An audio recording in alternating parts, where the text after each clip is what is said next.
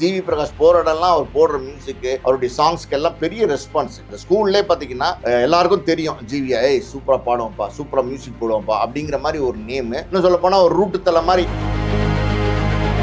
பொல்லாதவன்ல போட்ட சாங்ஸ் எல்லாருமே எல்லா சாங்ஸுமே எக்ஸ்ட்ரானரி சாங்ஸ்.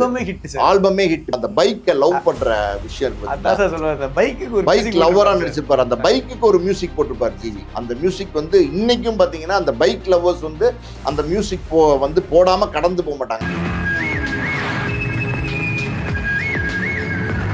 ஒரு அசிஸ்டன்ட் டைரக்டர் கூப்பிட்டு யார் அந்த பையன் யார், ரொம்ப நேரமாக காலையிலேருந்து நின்றுக்கிட்டு இருக்கான், ஷூட்டிங்கில் ஒர்க் பண்ணுறான், அந்த யூனிட்டி சம்மந்தமே இல்லாதவங்க மாதிரி இருக்கான், அது என்னையவே பார்த்துட்டு இருக்கான், யார் அந்த பையன் அப்படின்னு ரஜினி கேட்கார். சார் அவர் தான் அந்த படத்தோட மியூசிக் டைரக்டர். என்னங்க சொல்கிறீங்க, இந்த பையனா அப்படின்னு.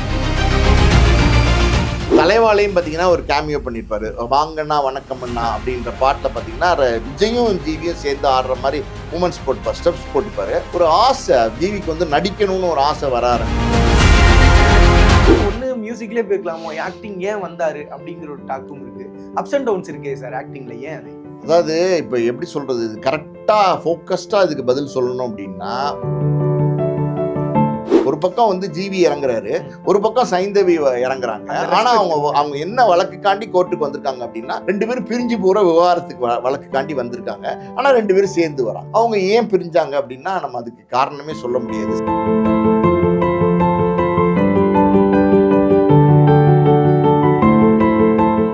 கலர் கண்ணாடி வியூவர்ஸ் எல்லாருக்கும் மிகப்பெரிய ஒரு வணக்கம். இன்னைக்கு வந்து பார்த்தீங்கன்னா சோஷியல் மீடியா ஃபுல்லாக வந்துட்டு ஹாப்பி ராஜ் படம் வந்து பயங்கரமாக வந்து போயிட்டு இருக்கு. இந்த நேரத்தில் வந்து ஜிவி அவரை பற்றியும் அவரோட லைஃப் ஸ்டோரி பற்றியும் அதில் ஒரு சில தகவல்களும் வந்து இன்ட்ரெஸ்டிங்கான நிறைய ஹிட்டனான தகவல்களை நம்மள்ட்ட வந்து பேசுறதுக்காக வந்திருக்காங்க சினிமா விமர்சகர், ஆஸ்கர் மூவிஸ் தயாரிப்பாளர் திரு பாலாஜி குரூப் சார் அவர்கள். சார் வணக்கம். வணக்கம். எப்படி இருக்கீங்க? நல்லா இருக்கேன். ஓகே சார், அண்ணன் வந்து ரொம்ப நாள் கழிச்சு திருப்பி அடுத்த வாரத்தில் சந்திக்க சந்தோஷம். நம்ம கூட்டணி வெற்றி கூட்டணி. சரி சார், ஃபர்ஸ்ட் எடுத்து ஜிவி சார் வந்து இப்போ படம் வந்துட்டு வந்திருக்கு. பட் இருந்தாலும் வந்து ஜிவி சாரோட லைஃபா எங்கேருந்து ஆரம்பிச்சாரு அப்படின்ற மாதிரி நம்ம வந்து பேச போறோம். ஸோ ஃபர்ஸ்ட் ஜிவி சாரோட லைஃபா எங்கேயும் சார் ஒரு கிராஃப் ஆரம்பிக்குது? ஜிவி எல்லாருக்கும் தெரிஞ்ச இசையமைப்பாளர். ஜிவி ஏஆர் ரஹ்மானோட மருமகன், எல்லாருக்குமே தெரியும். ரஹேன் அவங்க அம்மாவுமே வந்து சிங்கர், அவங்க அம்மா வந்து மியூசிக் டைரக்டர். அதாவது வந்து ஒரு கலை குடும்பம்னு சொல்லலாம். ஏஆர் ரஹ்மான் வந்து ஆஸ்கார் அவார்டு வாங்கின ஒரு இசையமைப்பாளர். ஜிவி பிரகாஷ்க்கு வந்து ஆரம்பத்துலேருந்தே பார்த்திங்கன்னா இசை ஆர்வம் இருந்திருக்கு. அவங்க அப்பா ஜி வெங்கடேசன் வந்து பார்த்திங்கன்னா அவருக்கு சின்ன வயசுலேருந்தே இசை கற்றுக்கிறதுக்கான ஆர்வம் இருந்ததுனால நிறைய இசைக்கருவிகள் வாங்கி கொடுக்குறது, நிறைய வகுப்புகளில் சேர்த்து விடுறது, இந்த மாதிரி அவர் என்டர்டெயின் பண்ணியிருக்காரு. ஜிவி வந்து பார்த்திங்கன்னா செட்டிநாடு வித்யாசரம்னு இங்கே ஆரியபுரத்தில் இருக்குது, அங்கே தான் வந்து ஸ்கூல் படிச்சிருக்காரு. அங்கே ஸ்கூல் படிக்கும்போதே ஒரு மாதிரி ஜாலியான ஒரு பிளே பாய் மாதிரியான ஒரு கேரக்டர் தான். இப்போ கலகலன்னு எல்லாரோடையும் பேசுகிறது, பழகிறது, அந்த தன்மை. ஜிவி இப்போ கூட நீங்கள் பார்த்தீங்கன்னா எல்லாத்துலேயும் நல்லா பேசுவார், சிரிச்சு கலகலன்னு பேசுவார், கேஷுவலாக பிஹேவ் பண்ணுவார். ஒரு செலிப்ரிட்டி மாதிரி பிஹேவ் பண்ண மாட்டார். நல்ல ஒரு யதார்த்தமாக எல்லாத்திட்டையும் பழகுவார். அந்த மாதிரி பார்த்திங்கன்னா ஸ்கூல் டேஸ்லேயே ஜிவிக்கு வந்து இசை ஆர்வம் ஜாஸ்தியாக இருந்திருக்கு. ஸோ அந்த காலகட்டத்திலே பார்த்தீங்கன்னா ஜென்டில்மேன் படம் வந்துச்சு இல்லையா, ஏஆர் ரஹ்மான் உடைய மியூசிக்கில். அதில் வந்து சிக்கு புக்கு ரயிலே அந்த சாங் யாராலையும் மறந்துருக்க முடியாது. அந்த சின்ன பையன் வாய்ஸ் எடுத்தோடனே பாடுறது வந்து ஜிவி பிரகாஷ் தான். 7 வயசு இருக்கும் ஜிவி பிரகாஷ், அந்த பாட்டை பாடியிருப்பார். அதுக்கப்புறம் பம்பாய்னு ஒரு படம் வந்துச்சு இல்லையா, மணிரத்னம் படம். அந்த படத்தில் பார்த்தீங்கன்னா குச்சி ராக்கம்மா அந்த பாட்டு வந்து ஜிவி பிரகாஷோடைய வாய்ஸில், அந்த சின்ன பையன் வாய்ஸ் வந்து ஜிவி பிரகாஷோட வாய்ஸ் தான். ஸோ இப்படி ஜிவிக்கு வந்து ஒரு இசை ஆர்வம் ஆரம்பத்துலேருந்தே இருந்துகிட்ருக்கு. இசை வந்து அப்போவே சின்ன வயசுலேருந்தே கற்றுக்க ஆரம்பிக்கிறாரு. ஸ்கூல் டேஸில் பார்த்தீங்கன்னா இந்த செட்டிநாடு வித்யாசரத்தில் மியூசிக் ட்ரூப் ஒன்று இருந்துச்சு. அந்த மியூசிக் ட்ரூப்பில் பார்த்தீங்கன்னா காம்படிஷன் போவாங்க. அதாவது வேறு இன்டர் ஸ்கூல் காம்படிஷன் சொல்லி வருஷம் நடப்பாங்க, கல்ச்சுரல்ஸ் நடக்கும். இந்த கல்ச்சுரல்ஸில் பார்த்தீங்கன்னா மியூசிக் ட்ரூப் வந்து அவங்க போடுற பாட்டெல்லாம் பயங்கரமாக ரசிப்பாங்க. யங்ஸ்டர்ஸ் அன்றைக்கி ஸ்கூல் பசங்கன்னா அவங்களுக்கு எந்த 11th 12th 10th அந்த லவ் பண்ணுற அந்த ஏஜ், ஜாலியாக சுற்றிட்டு இருக்கிற அந்த ஏஜ், அந்த நேரத்தில் நடக்கிற அந்த கல்ச்சரல்ஸ்லாம் பார்த்திங்கன்னா ரொம்ப என்ஜாய்மெண்ட்டாக இருக்கும், ரொம்ப சூப்பராக இருக்கும். அப்படி தான் பார்த்தீங்கன்னா ஜிவி பிரகாஷ் வந்து அந்த இசை குழுவில் வந்து கல்ச்சுரல்ஸ் நிறைய கலந்துக்கிறாரு. நிறைய கல்ச்சுரல்ஸில் பார்த்தீங்கன்னா ஜிவி பிரகாஷ் போகிற இடம்லாம் அவர் போடுற மியூசிக்கு அவருடைய சாங்ஸ்க்கு எல்லாம் பெரிய ரெஸ்பான்ஸ். எல்லாரும் பார்க்குறாங்க. அந்த ஸ்கூல்லே பார்த்தீங்கன்னா எல்லாருக்கும் தெரியும் ஜிவியா சூப்பராக பாடுவோம்ப்பா, சூப்பராக மியூசிக் போடுவோம்ப்பா அப்படிங்கிற மாதிரி ஒரு நேமு. இன்னும் சொல்ல போனால் ஒரு ரூட்டு தலை மாதிரி அப்படி காலரை தூக்கி விட்டுட்டு ஜாலியாக அப்படியே சுற்றிட்டு இருக்கிற ஒரு யங் பாய் தான் வந்து ஜிவி வந்து பார்த்திங்கன்னா 10th படிக்கும்போது ஒரு நியூ கம்மர் வந்து அந்த ஸ்கூலில் வந்து சேர்றாங்க. அவங்க பேர் சைந்தவி. சைந்தவிக்கும் இசை ஆர்வம் இருக்குது. அவங்களும் பாடணும் அப்படிங்கிற ஒரு ஆர்வத்தோடு இருக்காங்க. அவங்களும் இந்த இசைக்குழுவில், அதாவது ஸ்கூலில் நடத்துகிற அந்த இசை ட்ரூப், மியூசிக் ட்ரூப்பில் வந்து அவங்களும் ஜாயின் பண்ணுறாங்க. நிறைய நேரங்களில் பார்த்தீங்கன்னா இசை ட்ரூப்பில் ஒர்க் பண்ணுறவங்க சேர்ந்து பாடக்கூடிய சந்தர்ப்பம் இருக்கும். இப்போ மெயில் வாய்ஸ்னால் ஜிவி பிரகாஷ் பாடுவார், ஃபீமேல் வாய்ஸ்னால் சைந்தவி பாடுவாங்க. இப்படி சைந்தவி 8th சேர்றாங்க, நியூ கம்மர். அப்போ முதல்ல வந்து சேர்ந்ததுலேருந்தே பார்த்தீங்கன்னா ஜிவிக்கும் சைந்தவிக்கும் ஒரு கெமிஸ்ட்ரி ஒர்க் அவுட் ஆக ஆரம்பிக்குது. அந்த ஏஜ்லேயே, ஸ்கூல் ஏஜ்லேயே பார்த்தீங்கன்னா 2 பேருக்குள்ள ஒரு அண்டர்ஸ்டாண்டிங், ஒரு லவ் வந்து ஸ்டார்ட் ஆகுது. அது அப்படியே வந்து தொடர்ந்துக்கிட்டே இருக்குது. 2 பேருக்குமே மியூசிக் இன்ட்ரெஸ்ட். இப்போ ஒன்றும் இல்லை, இப்போ GV music interest, Saindhavi music இன்ட்ரெஸ்ட்னும் போது இன்னும் கொஞ்சம் ஜாஸ்தி வந்து மியூசிக்கை பற்றி பேசுவாங்க. ஒரு 2 மியூசிக் லவ்வர்ஸ் சேரும்போது அந்த லவ் வந்து ஆட்டோமேட்டிக்காகவே வந்து டெவலப் ஆக ஆரம்பிச்சிடும். அப்படி தான் வந்து இயல்பாக உருவான காதல் தான் ஜிவிக்கும் சைந்தவிக்கும். பின்னாடி அவங்க திருமணம்லாம் பண்ணி அவங்களுக்கு இப்போ ஒரு பெண் குழந்தை கூட இருக்குது. அவங்களுடைய அந்த விவகாரத்து அதை பற்றி நம்ம பேசுவோம், கடைசியாக பேசுவோம். அது ஏன் நடந்தது, என்ன நடந்தது, எதனால் அப்படிங்கிறதெல்லாம் நம்ம பேசுவோம். அதாவது ஜிவி இந்த மாதிரி மியூசிக் ஆர்வமாக இருக்கிறார் இல்லையா, அப்போ வந்து பார்த்தீங்கன்னா பரத்வாஜிட்ட வந்து ஜிவி வந்து ஒர்க் பண்ணுறாரு. ஜே அப்புறம் வந்து ஆட்டோகிராஃபு, நிறைய படங்கள் வந்து பரத்வாஜிட்ட வந்து கீபோர்ட் பிளேயராக ஒர்க் பண்ணுறாரு. ஹாரி ஜெயராஜ்ட்ட ஒர்க் பண்ணுறாரு, வித்யாசாகர்கிட்ட ஒர்க் பண்ணுறாரு. இப்போ நிறைய மியூசிக் டைரக்டர்ஸ் வந்து கீபோர்ட் பிளேயரு, உதவியாளராக வந்து ஒர்க் பண்ணுறாரு.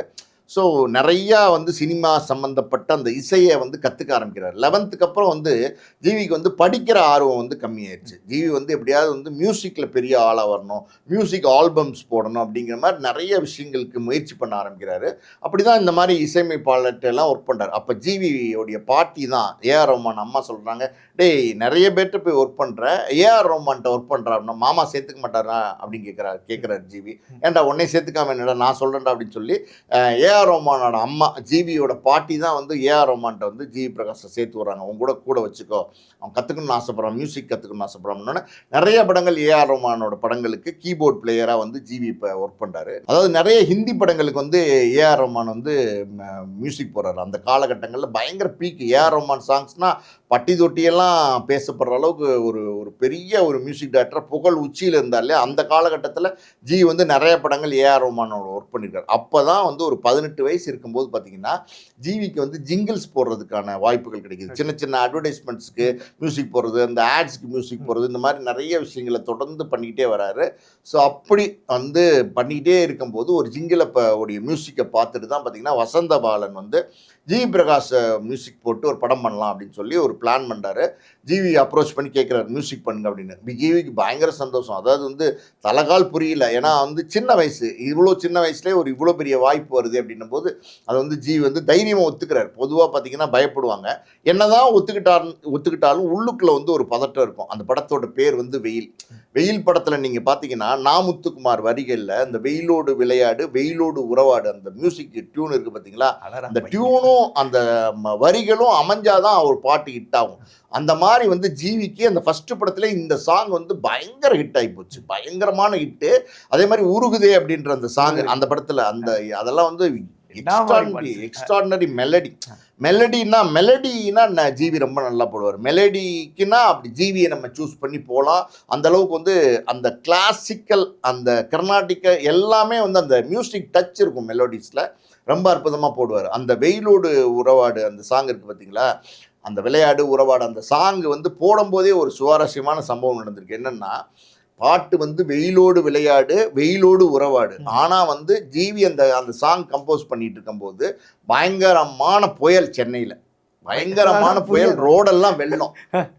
பாட்டு வந்து வெயிலோடு விளையாடு வெயிலோடு உறவாடு, ஆனால் பார்த்தீங்கன்னா பயங்கரமான புயல், பயங்கர ரோடெல்லாம் வெள்ளம். அந்த நேரத்தில் தான் பார்த்தீங்கன்னா அந்த பாட்டை வந்து கம்போஸ் பண்ணி அந்த பாட்டை வந்து ரெக்கார்ட் பண்ணியிருக்காரு. என்ன மூடில் என்ன பாட்டு பாருங்க. அதாவது அது சிலதெல்லாம் வந்து அமையும். இளையராஜா முதல்ல அன்னக்கிளி படத்துக்கு கமிட் ஆகி எஸ் 1 2 3 அப்படின்னு சொன்னோன்னா கரண்ட் கட் ஆயிடுச்சு. அப்போ வந்து சொன்னாங்க இவர் வந்து பெரிய சகுனமாக தடையாக இருக்குது, இவரை நம்ம மியூசிக் டேரக்டர் போட்டோம்னா பிரச்சனை, படமே ஒன்றும் இல்லாமல் போயிடும் கூட நிறைய பேர் பஞ்சு அருணாச்சல சார்கிட்ட சொன்னாங்க. ஆனால் பஞ்சு அருணாச்சல சார் வந்து அதெல்லாம் ஒன்றும் இல்லை, அவர் ரெக்கார்ட் பண்ணட்டும், அவர் நிச்சயம் நல்லா வருவார் நம்பிக்கையோடு பண்ணார். அந்த மாதிரி வந்து சில விஷயங்கள்லாம் சினிமாவில் ஆச்சரியப்படுற மாதிரி நடக்கும். அந்த மாதிரி வந்து அந்த படம் ரிலீஸ் ஆனதுக்கப்புறம் ஜிவிக்கு ஒரு நேம். அது எப்படின்னா, இந்த பையன் யார்யா இந்த மாதிரி மியூசிக் போட்டிருக்காரு, இந்த சாங் எல்லாம் ரொம்ப சூப்பராக இருக்கு. நீங்கள் அது அந்த உருகுதே சாங்கெல்லாம் பார்த்தீங்கன்னா இப்போ கேட்டாலும் அவ்வளோ நம்மளே உருகுற மாதிரி இருக்கும். அந்த அவ்வளவு அருமையான ஒரு ஜென்டிலான ஒரு மெலடி, ரொம்ப எப்படி சொல்கிறது, மெல்ட் பண்ணக்கூடிய அளவுக்கு பாட்டை கேட்டாலே நமக்கு மனசு வந்து இலகுவாயிரும். அந்த மாதிரி ஒரு மெலடி. அதுக்கப்புறம் ஜிவி வந்து ஒரு ஒரு நல்ல மியூசிக் டைரக்டராக தமிழ் சினிமாவில் அடையாளப்படுத்தப்படுறார், பார்க்கப்படுறார். அதுக்கப்புறம் ஜிவி வந்து பெரிய பெரிய படங்களுக்கு மியூசிக் போட ஆரம்பிக்கிறாரு. அஜித்தோட கிரீடம் படத்துக்கெல்லாம் அப்போவே வந்து மியூசிக் போடுறாரு. கிரீடம் படத்தில் படம் பெருசாக போகல, ஆனால் அந்த சாங் பார்த்தீங்கன்னா விழியில் உன் விழியில், அந்த சாங்கெல்லாம் பார்த்தீங்கன்னா செம மெலடி, எக்ஸ்ட்ராடனரியாக இருக்கும். அடுத்தடுத்து ஜிவி போட்ட பாட்டெல்லாம் பார்த்தீங்கன்னா இது என்ன மாயம்னு ஒரு படம் பாட்டு போடுறாரு. அதாவது வந்து இந்த ஓரம்போன்னு ஒரு படம், அந்த படத்தில் வந்து ஆர்யா வந்து ஹீரோவை நடிச்சிருந்தாரு. அது ஆர்யாவோட 2வது 3வது படம்னு நினைக்கிறேன். ஆனால் அந்த சாங் ரொம்ப சூப்பர் ஹிட்டு, பயங்கரமான ஹிட். படம் பெருசாக போல. அடுத்தடுத்து பார்த்தீங்கன்னா பொல்லாதவன் படத்துக்கு மியூசிக் போடுறாரு. பொல்லாதவனில் போட்ட சாங்ஸ் எல்லாருமே, எல்லா சாங்ஸுமே எக்ஸ்ட்ராடனரி சாங்ஸ், ஆல்பமே ஹிட், பின்னி எடுக்கும். பொல்லாதவன் வந்ததுக்கப்புறம் ஜிவிக்கு ஒரு பெரிய நேம் கிடைக்க ஆரம்பிக்குது. அதாவது ஒரு கமர்ஷியலாகவும் ஒரு படத்துக்கு எக்ஸ்ட்ராடனரியாகவும் மியூசிக் போட முடியும் அப்படின்னு. அந்த படமே வெற்றிமாறனோட படம், ஃபர்ஸ்ட் படம். அந்த தனுஷோடைய அந்த அந்த ஆக்டிங் இருக்குது பார்த்தீங்களா, அந்த பைக்கை லவ் பண்ணுற விஷயம் இருக்குது பார்த்தீங்களா, பைக் லவ்வராக நடிச்சிருப்பார். அந்த பைக்குக்கு ஒரு மியூசிக் போட்டிருப்பார் ஜிவி. அந்த பைக் எங்கெங்கே தனுஷ் ஓட்டிட்டு வராரோ, அந்த பைக் எங்கெங்கே ஃப்ரேமில் வருதோ அதுக்கு எல்லாமே வந்து ஜிவி வந்து ஒரு மியூசிக் போட்டிருப்பாரு. அந்த மியூசிக் வந்து இன்னைக்கும் பார்த்தீங்கன்னா அந்த பைக் லவ்வர்ஸ் வந்து அந்த மியூசிக் வந்து போடாமல் கடந்து போக மாட்டாங்க. அந்த மாதிரி ஒரு மியூசிக் போட்டிருந்தாரு. நிறைய படங்கள் தொடர்ந்து பார்த்தீங்கன்னா வெள்ளித்திரைன்னு ஒரு படம் பண்ணார், காளைன்னு ஒரு படம் பண்ணார், சிம்பு படம். அடுத்தடுத்து ஜிவிக்கு பெரிய பெரிய படங்களாக வர ஆரம்பிச்சிச்சு. இந்த காலகட்டத்தில் தான் பார்த்தீங்கன்னா ரொம்ப குறிப்பாக சொல்லணும் அப்படின்னா குஷேலன் படம், அதில் வந்து ஒரு சுவாரஸ்யமான விஷயம் இருக்குது. ரஜினிகாந்த் படத்துக்கு ஜிவி மியூசிக் போடுறார். பாருங்கள், எவ்வளோ பெரிய ஸ்டாரு, எவ்வளோ படங்கள் நடித்தவர், சூப்பர் ஸ்டார் அவர். அவரோட படத்துக்கு மியூசிக் போடுற அந்த வாய்ப்பு ஜிவி பிரகாஷ் கிடைக்கிது. காரணம் வந்து அவருடைய திறமை, அவருடைய டேலண்ட்டு, அவர் போட்ட பாடல்கள் அவர் அடையாளப்படுத்துச்சு. அந்த குஷேலன் படத்துக்கு ஜிவி மியூசிக் போடுறாரு. ரஜினியோட ஃபேன் ஜிவி வந்து பார்த்தீங்கன்னா ரஜினியை ரொம்ப லைக் பண்ணுவார். நிறைய ரஜினி படங்கள் பார்த்து யாராக இருந்தாலும் ரஜினி படத்தை பார்க்காம இருந்திருக்க முடியாது. ரஜினி படம் பார்த்து வளராதவங்களே இருக்க முடியாது. அந்த மாதிரி ரஜினியோட ஃபேன். ஒரு நாளைக்கு என்னென்னா ஷூட்டிங் போயிருக்காரு, ஒரு அவுடோர் லொக்கேஷன் வந்து ஷூட்டிங் போயிருக்காரு ஜிவி. ஆள் சின்ன பையனாக தானே இருப்பார், ரொம்ப சின்ன பையனாக இருப்பார். பார்க்குறதுக்கு பார்த்தீங்கன்னா ஒரு ஸ்கூல் ஸ்டூடெண்ட் மாதிரி இருப்பார். அவர் அந்த ஷூட்டிங்கில் வந்து ரொம்ப லாங்கில் நின்று ரஜினியே பார்த்துட்டு இருந்திருக்காரு. ரஜினி வந்து அவர் பார்த்துருக்காரு. திரும்ப ரொம்ப லாங்கில் நின்று ரஜினியை பார்த்துருக்காரு. வேற ஒரு இடத்துல நின்று ரஜினியை பார்த்துருக்காரு. இன்னொரு இடத்துல நின்று ரஜினியை பார்த்துருக்காரு. இது எல்லாமே ரஜினி நோட் பண்ணிகிட்டே இருந்திருக்காரு. யாரோ ஒரு பையன் வந்து நின்று குறுன்னு நம்மளை பார்த்துட்டே இருக்கானே அப்படின்னு சொல்லிட்டு ஒரு அசிஸ்டன்ட் டைரக்டர்கிட்ட கூப்பிட்டு, யார் அந்த பையன் யார், ரொம்ப நேரமாக காலையிலேருந்து நின்றுக்கிட்டு இருக்கான், ஷூட்டிங்கில் ஒர்க் பண்ணுறான், அந்த யூனிட்டி சம்மந்தமே இல்லாதவன் மாதிரி இருக்கான், அது என்னையவே பார்த்துட்டு இருக்கான், யார் அந்த பையன் அப்படின்னு ரஜினி கேட்டுக்காரு. கேஷுவலாக தான் கேட்டிருக்காரு.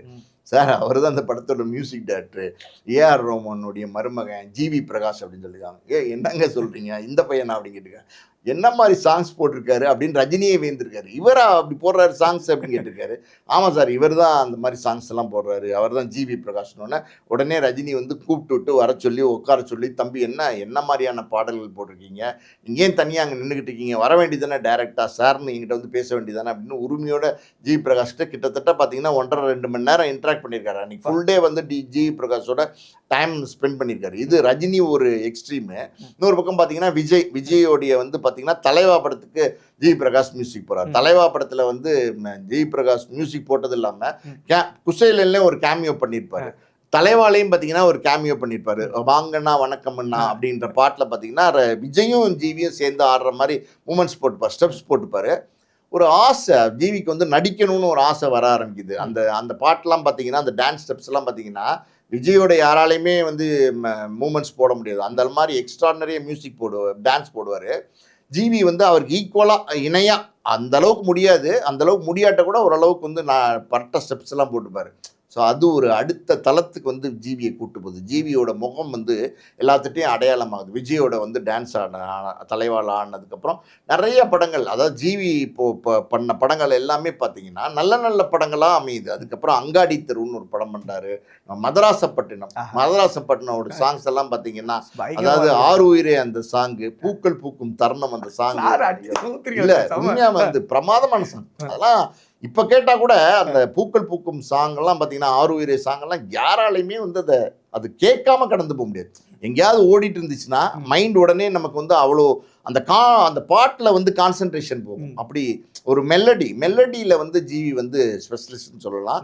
அந்த மாதிரி காலகட்டத்தில் தான் பார்த்தீங்கன்னா 1001 படம் பண்ணுறார். 1001 வந்து ஜிவிக்கு ஒரு நல்ல படம், அதாவது ஒரு தரமான படம். ஒரு சவுண்டு வந்து பார்த்தீங்கன்னா பார்த்திபன் வருவார் இல்லையா, அந்த அந்த காட்சியெல்லாம் பார்த்தீங்கன்னா ஹெவி மியூசிக் இன்ஸ்ட்ருமெண்ட்ஸ் யூஸ் பண்ணியிருப்பார். அதாவது ஹெவியாக அந்த இரும்பில் வச்சு யூஸ் பண்ணுவாங்கல்ல, அந்த மாதிரி எஃபர்ட் கொடுக்குற மாதிரி. அது ஒரு புராண காலத்து படம், அது ஹெவியாக யூஸ் பண்ணியிருப்பார். ரொம்ப பிரமாதமாக இருக்கும் அவருடைய ஒர்க்கு.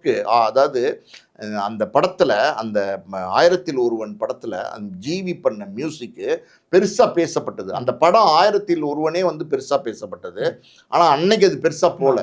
ஜிவி மியூசிக்கையும் அன்னைக்கு யாரும் பெருசாக கவனிக்கல. ஆனால் ரொம்ப நாள் காலம் கடந்து பாருங்க, 1001 படத்தை இப்போ வந்து டிவியில் ஓடிடியில் பார்க்குறவங்களாம் ரொம்ப நல்லா இருக்கு, இந்த படம் சூப்பராக இருக்கு, செல்வராகவன் வேற மாதிரி பண்ணியிருக்காரு, மிரட்டி விட்டுருக்காரு அப்படின்னு சொல்கிறாங்க, பாராட்டுறாங்க. ஜிவியோட மியூசிக்கை பார்த்து செமையாக பண்ணியிருக்காருப்பா, என்ன மாதிரி மியூசிக் பண்ணியிருக்காரு, இந்த ஜிவி பிரகாஷ் அப்போவே இவ்வளோ அருமையாக மியூசிக் பண்ணியிருக்காராங்கிற மாதிரி. அது அடுத்தடுத்து அவருக்கு வந்த படங்கள் ஆடுகளம், அது ஒத்த சொல்லாலே, ஆடுகளம் ஒத்த சொல்லாலே ஆளே கிடையாது. அதாவது ஒத்த சொல்லாலேன்னா அப்படி இந்த வேட்டியை லைட்டாக மடிச்சு கட்டிட்டு தனுஷ் மாதிரி ஆடாத ஆளே கிடையாது. அந்த எல்லாம் அதான் சொல்கிறேன்ல, ஜிவி போடுற ஒவ்வொரு படமும் ஒவ்வொரு பாட்டும் அப்படி இருக்கு. மயக்கம் என்ன, செல்வராகவனோட படத்தில் ஒரு சாங் போட்டிருக்காருல, அந்த பாட்டு, அதாவது பிறை தேடும் இரவினிலே அந்த பாட்டெல்லாம் பார்த்தீங்கன்னா பயங்கரமான மெலோடி ஹிட்டு. ஜிவி அப்படின்னா மெலோடி, ஜிவி அப்படின்னா தமிழ் சினிமாவில் ஒரு தவிர்க்க முடியாத, உண்மையாலுமே பார்த்தீங்கன்னா மியூசிக்கு தெரிஞ்ச, மியூசிக் டேலண்ட் உள்ள ஒரு பையன் தான் ஜிவி. அவருடைய மனைவி சைந்தவியும் ரொம்ப நல்லா பாடுவாங்க. அதே மாதிரி பார்த்தீங்கன்னா அவங்க அம்மா பற்றி சொல்லணும்னா அவங்களும் நல்ல மியூசிக் டைரக்டர், அருமையாக வந்து அவங்களும் பாடல் பாடக்கூடியவங்க. ஏஆர் ரஹ்மான், அதாவது ஒரு கலை குடும்பத்துக்குள்ளே இருந்து வந்த ஒரு கலை வாரிசு. இன்றைக்கும் வந்து பார்த்திங்கன்னா ஜெகஜோதியாக இருக்கார். ஜிவியோட ஸ்பெஷல் அப்படின்னா, இசை ஸ்பெஷல் அப்படின்னா இதெல்லாம் நம்ம சொல்லலாம். கண்டிப்பாக சார். ஆனால் அதே நேரத்தில் எனக்கு ஒரு கேள்வி இருக்குது சார், எல்லாருக்கும் உண்டான ஒரு கேள்வி இது. என்னன்னா, இப்போ நம்ம அனிருத்தை வந்து பெரிய லெவலில் வந்து கொண்டாடுறோம், ஏஆர் ரஹ்மான் சார் பெரிய லெவலில் கொண்டாடுறோம், இளையராஜானா அப்படின்னா அவனுக்கு உயிரை கொடுக்குற லெவலில் கொண்டாடுறோம். அதே மாதிரி நல்ல சாங்ஸ் போட்ட, நல்ல பிஜிஎம் போட்ட ஒரு ஆள் ஜிவி பிரகாஷ் அப்படின்றது என்னுடைய ஒரு கருத்து. ஆனால் அவர் இன்னும் கொஞ்சம் கொண்டாட மறந்துட்டோமோ அப்படின்றது வந்து தோணுது. ஏன்னா மெலடினா அவர் தான், அதை யாராலையும் வந்து அழிக்க முடியாது. அப்படிப்பட்ட ஒரு மனுஷனை இன்னும் கொஞ்சம் கொண்டாடிக்கணுமோ, கொஞ்சம் அண்டர் ரேட்டடாக போயிட்டாரோ அப்படின்னு சொல்லிட்டு ஒரு டாக் இருக்குது சார். அதை பற்றி என்ன நினைக்கிறீங்க? நான் சொன்னேன்ல தம்பி, சில நேரங்களில் எப்படின்னா ஒரு காலகட்டத்தில் அவங்களுடைய பாடல்கள், ஜிவியோட பாடல்கள்லாம் எக்ஸ்ட்ராடனரி சாங்ஸ், அதுவும் மெலடியில் ரொம்ப நல்லா பண்ணியிருப்பார். அது அந்த ஒரு காலகட்டத்தில் சில பேருக்கு சில கிரெடிட்ஸ் வந்து பெருசாக சரியாக போய் சேராமல் இருக்கும். அது ஒரு ஒரு ஒரு ஒரு ஸ்டேஜ் வரும்போது பார்த்தீங்கன்னா இதெல்லாம் பெரிய அங்கீகாரம் கிடைக்கும். நிச்சயமாக அந்த உயரமும் உச்சமும் ஜிவி கிடைக்கும். ஏன், அதாவது வந்து சிவாஜி கணேசனோட நடிப்புக்கு நேஷனல் அவார்டு கிடைக்கல, நீங்கள் என்ன சொல்லுவீங்க? அவ்வளோ தூரம் நடிப்பு அரக்கன், நடிப்பு அசூரன். இப்போ ஒருத்தர் சொல்லிட்டு இருக்காரு வாட்டர் மேல, அவர் நான் வருது இல்லை, ஏன்னா அவர் எல்லாரும் நடிப்பு அரக்கன் அசூரன் சொல்லிட்டு இருக்காரு. அதாவது சிவாஜி கணேசனுக்கு ஒரு நேஷனல் அவார்டு கிடைக்கல, அப்போ நீங்கள் என்ன சொல்லுவீங்க? அந்த மாதிரி வந்து அந்த அங்கீகாரம் இருக்குது பார்த்தீங்களா, அது சில பேருக்கு லேட்டாக கிடைக்கும். ஆனால் அந்த சிவாஜி கணேசனுடைய நடிப்பு அப்படின்னா தமிழ் சினிமா மட்டும் இல்லை, இந்திய சினிமாவே மரியாதை கொடுக்கக்கூடிய ஒரு மாபெரும் நடிப்பு கலைஞர் வந்து சிவாஜி கணேசன். அந்த மாதிரி வந்து ஜிவி அவர் போட்ட பாடல்கள், அவர் போட்டுக்கிட்டு இருக்க பாடல்கள் எல்லாமே அற்புதமான பாடல்களாக இருக்குது. அந்த அங்கீகாரம் நீங்கள் சொல்கிற மாதிரி பார்த்தீங்கன்னா ஒரு கமர்ஷியல் அங்கீகாரத்தை தான் நம்ம பார்க்குறோம். மாஸாக ஒருத்தர் மேலே ஒரு வெளிச்சம் போய் படுது பாருங்களேன். ஒரு உதாரணத்துக்கு ஏஆர் ரஹ்மான், அதே மாதிரி அனிருத், அதே மாதிரி பார்த்தீங்கன்னா நம்ம தேவா, அப்புறம் பார்த்தீங்கன்னா இளையராஜா, அப்படி மாஸ் வெளிச்சம் போய் படுறவங்கள தான் நம்ம பெருசாக பார்க்குறோம். ஆனால் அது இல்லாமல் நிறைய இசைக்கலைஞர்கள் இருந்திருக்காங்க. மரகத மணியிலிருந்து பார்த்தீங்கன்னா நம்ம வித்யாசாகர்லேருந்து இன்னும் நிறைய பேர், பரத்வாஜெல்லாம் என்ன மாதிரியான பாடல்கள் கொடுக்கக்கூடிய ஒரு இசையமைப்பாளர். ஸோ சில பேருக்கு அது கிடைக்காம இருக்கும். ஜிவியை பொறுத்த வரைக்கும் எப்படின்னா, ஜிவி எனக்கு தெரிஞ்சு அவருடைய என்ன நினச்சி வந்தாரோ அதை அடைஞ்சிட்டாருன்னு தான் நான் சொல்லுவேன். அவருடைய சின்ன டைவர்ஷனுக்கு காரணம் என்ன அப்படின்னா, நடிக்க வந்தது தான் சின்ன டைவர்ஷன். அதுதான் சார் எனக்கான கேள்வி. என்னன்னா, இப்போ இவரோட நடிப்பு வந்து எல்லாருக்குமே பிடிக்கும். ஃபர்ஸ்ட் படம்லாம் வந்து இந்த திரிசாலில் நயன்தாரா அதெல்லாம் போட்டு பயங்கரமாக பண்ணியிருப்பாப்புல. ஸோ அதுக்கப்புறம் நிறைய அப்ஸான படமும் வந்திருக்கு, டவுனான படமும் வந்திருக்கு. இவர் நடிக்க வந்ததுனால இசையில் கொஞ்சம் ஃபோக்கஸ் விடுறாருன்றப்ப சூரியரை போட்டுற மாதிரி ஒரு படத்தை போட்டு ஹிட் பண்ணி அவார்டு வாங்குறாரு. ஸோ அது ஏன் ஒன்று மியூசிக்லேயே போய்க்கலாமோ, ஆக்டிங் ஏன் வந்தார் அப்படிங்கிற ஒரு டாக்கும் இருக்குது. அப்ஸ் அண்ட் டவுன்ஸ் இருக்கே சார் ஆக்டிங்கில், ஏன் அது? அதாவது இப்போ எப்படி சொல்கிறது, இது கரெக்டாக ஃபோக்கஸ்டாக இதுக்கு பதில் சொல்லணும் அப்படின்னா, ஒரு ஒரு ஃபீல்டில் நீங்கள் வந்து நல்ல திறமைசாலியாக இருக்கும்போது அதில் மட்டுமே கான்சன்ட்ரேட் பண்ணீங்கன்னா அந்த வெற்றி வந்து உங்களுக்கு வந்து பெருசாக கிடைக்கும். அதை தவிர்த்து நீங்கள் வந்து ஃபோக்கஸ் வந்து டைவர்ட் ஆகும்போது என்ன ஆகும் அப்படின்னா, உங்களுக்கு வந்து உங்களுடைய மைண்டு வந்து ஷிஃப்ட் ஆகும். நடிக்கிறதுக்கு போகும்போது என்ன ஆகும்னா, அங்கே நீங்கள் நடிப்பில் கான்சன்ட்ரேட் பண்ண வேண்டியிருக்கும். ஒரு கேரக்டர் என்னங்கிறத உள்வாங்கி நடிக்க வேண்டியிருக்கும். அந்த நேரத்தில் உங்களால் இசையை வந்து சரியாக கொடுக்க முடியாது. ஒரு பாடல் போட்டுட்டு இருக்கும்போது உங்களுக்கு அந்த வேற ஒரு படத்தினுடைய டேரக்டர் வருவார், சார் இந்த படத்தில் நீங்கள் பண்ணுறீங்களா, அந்த கதை கேட்குறீங்களான்னுவார். அதுக்கு ஒரு ஒரு மணி நேரம் கொடுத்து டைம் கொடுத்து கதை கேட்பீங்க. ஸோ இந்த மாதிரி வந்து உங்களுடைய ஃபோக்கஸ் இருக்குது பார்த்தீங்களா, டைவர்ட் ஆகும். இன்னும் சொல்லப்போனால் ஷிஃப்ட் ஆகும். இங்கே அங்கே இங்கே அங்கேன்னு ஷிஃப்ட் ஆகும்போது உங்களுடைய முழு கவனம் ஒரு இதில் இருக்காது. எப்போவுமே ஒரு முழு கவனம் ஒரு இதில் நீங்கள் கொடுத்தீங்கன்னா, இப்போ ஏஆர் ரஹ்மானே எடுத்துங்களேன், இவ்வளோ பெரிய இசைக்கலைஞனா இன்னைக்கு பார்க்குறாங்க அப்படின்னா அந்த முழுக்க அந்த கவனத்தை கொடுத்தாரு. இளையராஜாலாம் பார்த்தீங்கன்னா வாழ்நாள் பூரா இசைக்காண்டி வந்து வாழ்ந்துட்டு இருக்கிறாரு. இன்னமும் சொல்லப்போனால் இளையராஜாவோட இவ்வளோ பெரிய உயரத்துக்கும் உச்சத்துக்கும் இன்னைக்கு 85 வயசு ஆச்சு. 85 வயசுலேயும் இளையராஜா மாதிரி ஒரு இசை மேதை, அதாவது எனக்கு தெரிஞ்சு தமிழ் சினிமாவில் இல்லை, இந்திய சினிமாவில் இல்லை, உலக சினிமாலே கிடையாது. அப்படி அற்புதமான பாடல்களை கொடுத்தவர்.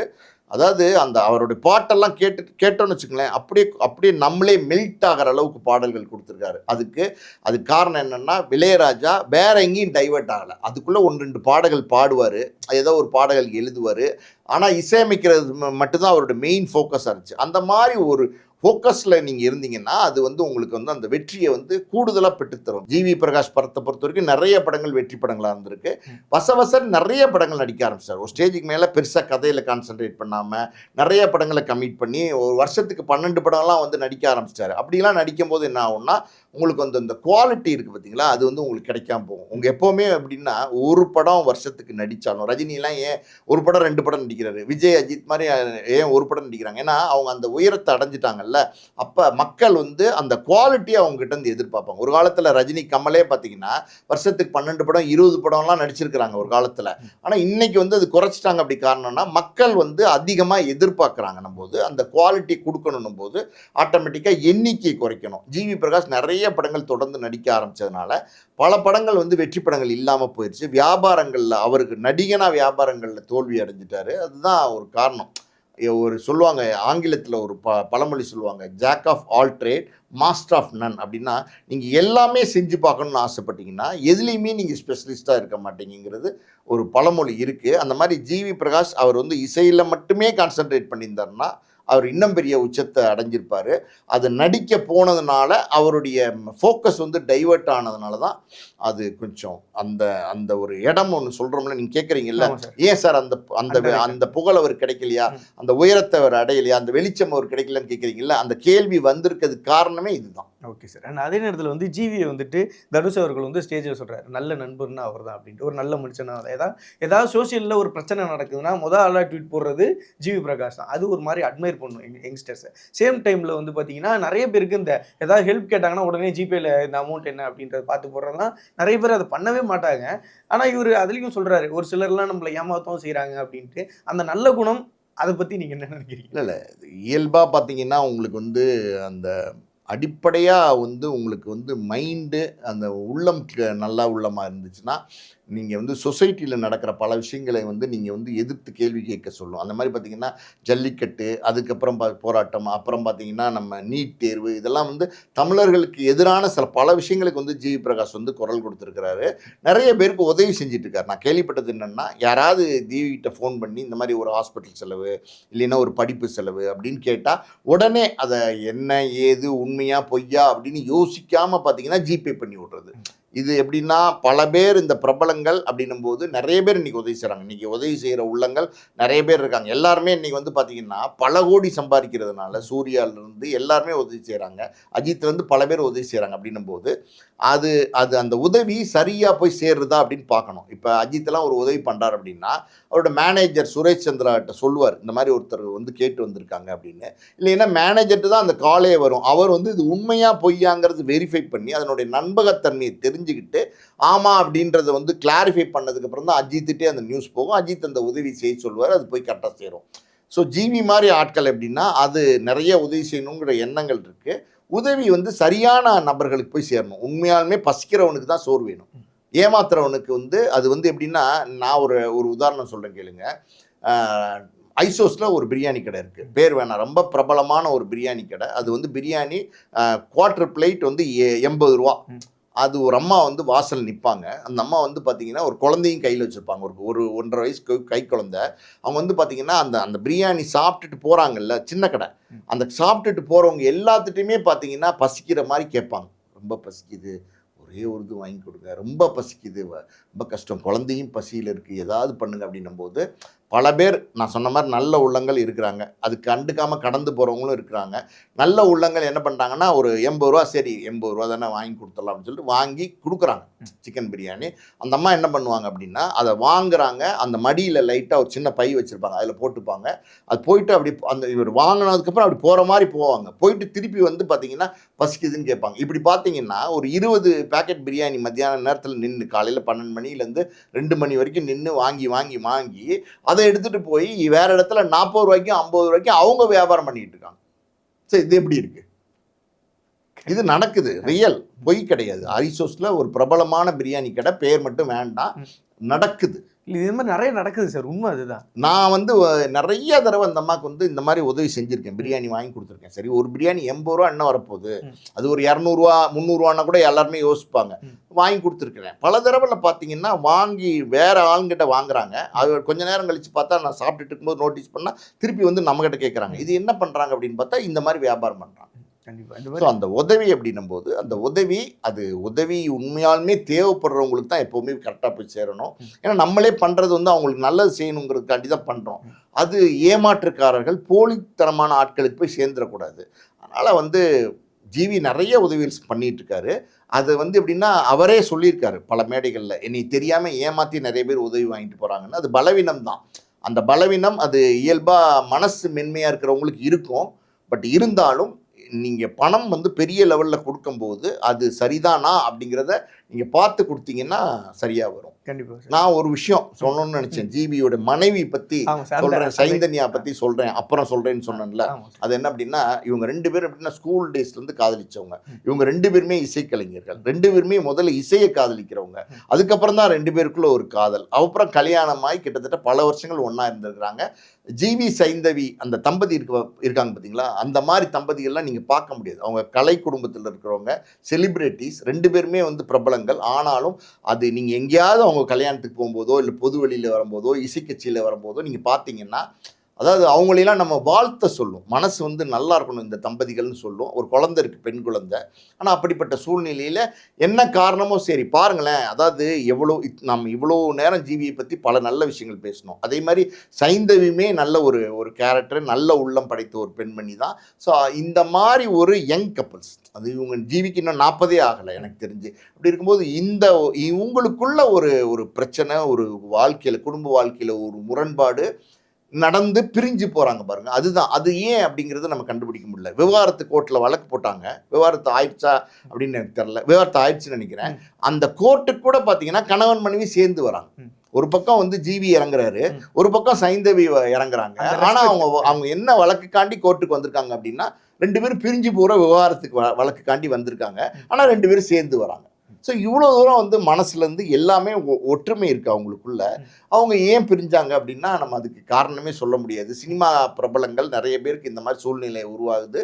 ஸோ இப்படி ஒரு மனைவியை நேசிக்கக்கூடிய, இன்றைக்கெல்லாம் பார்த்தீங்கன்னா பல பேர் மனைவியெல்லாம் ஒர்த்தே இல்லைன்னு சொல்கிறாங்க. அந்த கூட்டத்துக்கு நடுவில் விவகாரத்துக்கு வர வழக்கில் கூட சேர்ந்து வராங்க. அந்த அளவுக்கு மனைவியை நேசிக்கிறார் அப்படின்னா அவங்கெல்லாம் நல்லா இருக்கணும். அது ஏன் அந்த விவகாரத்து நடந்தது நமக்கு தெரில, ரொம்ப உள்ளே நம்ம போக வேண்டாம்.